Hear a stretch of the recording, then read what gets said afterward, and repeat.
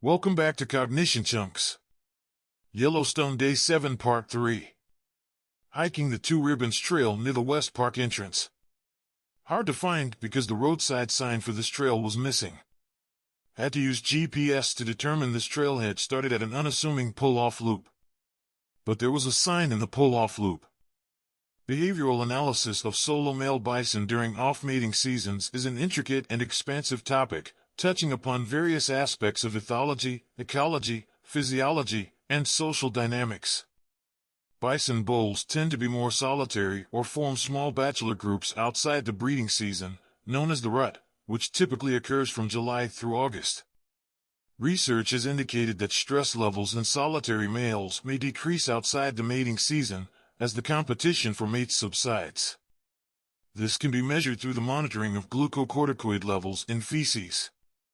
Solitude may lead to lower stress levels, as social hierarchy disputes are minimized, reducing the frequency of aggressive encounters. Physical health can be assessed by observing gait, body condition, and foraging behavior. Solo males may experience improved health due to decreased fighting-related injuries and increased time for foraging and rest. Nutritional status might also improve as males have more time to forage without the interruptions of mating pursuits. During off-mating seasons, the bison's foraging behavior is less disrupted by the dynamics of mate competition, allowing for more efficient feeding strategies and possibly leading to an increase in body reserves. Geographic information systems and GPS tracking technology can be utilized to study movement patterns and habitat selection, providing insights into their ecological role in grassland ecosystems. Solitary bulls may occasionally interact with other males or herds, possibly to maintain social bonds or assess their environment for future mating seasons. The frequency and nature of these interactions can be key indicators of the bison's social requirements and the impacts of solitude.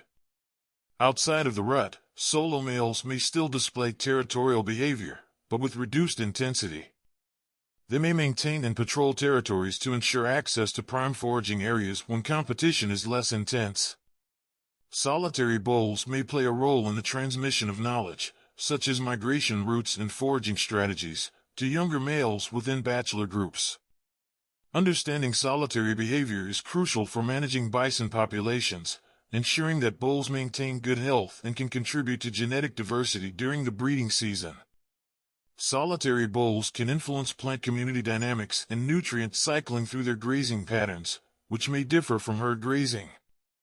Solo males may be more prone to wander outside protected areas, leading to potential conflicts with agriculture and human development. Behavioral studies can inform conflict mitigation strategies. Methodologies for behavioral analysis. Direct observation and note-taking can catalog behaviors such as wallowing, rubbing, and grazing. Non-invasive hormone assays from fecal samples can provide information on stress and reproductive hormones. Wearable technology like GPS collars can deliver precise data on movement and range patterns. The impact of solo male bisons on local flora. Bison, including solo males, are bulk feeders but can exhibit selective grazing habits that might lead to overgrazing of certain preferred species. This selective pressure can alter plant community composition by reducing the abundance of favored species. The impact of grazing is dependent on the intensity and frequency. Solo male bisons can cause significant local overgrazing if they use a small area intensively, especially around water sources or mineral licks. Moderate grazing by bison is known to stimulate the growth of certain grass species by pruning, which can promote tillering and potentially increase plant productivity.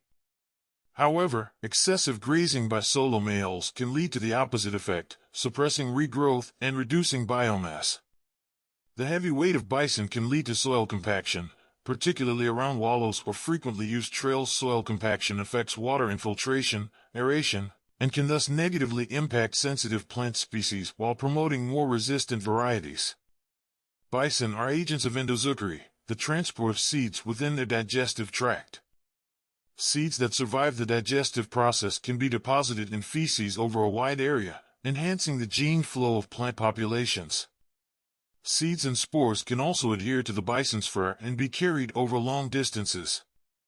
Solo males might contribute significantly to this process, given their large home ranges outside the mating season. The deposition of feces provides localized nutrient-rich areas that can serve as mini nurseries for certain plant species. This dung-associated flora can benefit from the nutrients and have a competitive advantage in these spots. Bison wallowing creates disturbances that can reduce competition from dominant vegetation, allowing pioneer species or less competitive plants to establish, which can increase species diversity. Solo male bisons influence the landscape through their grazing patterns, wallowing, and trampling, which affect not just plant species diversity but also the structure of habitats for other fauna. Through their selective feeding and wallowing behaviors, they can influence the successional trajectory of certain ecosystems, potentially maintaining early successional habitats. Their movement across the landscape can aid in maintaining habitat connectivity, facilitating the dispersal of plant species across fragmented habitats. By creating disturbances, solo males could inadvertently provide niches for invasive species to colonize, potentially altering native plant communities. The adaptation of solo male bison to extreme weather conditions, and their potential resilience or vulnerability under climate change, can be an intricate topic of study.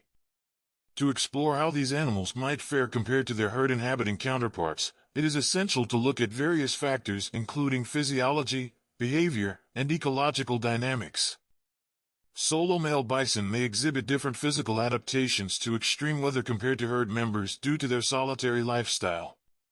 It's critical to measure their body condition, fat reserves, fur density, and other physiological metrics that contribute to weather resilience.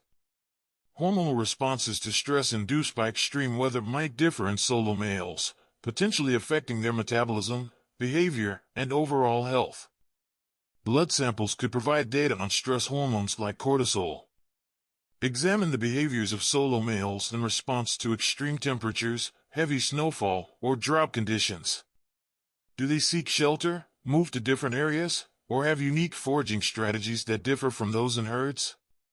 Herd members might benefit from group behaviors like huddling for warmth or collective movement to areas with more abundant food resources during harsh weather.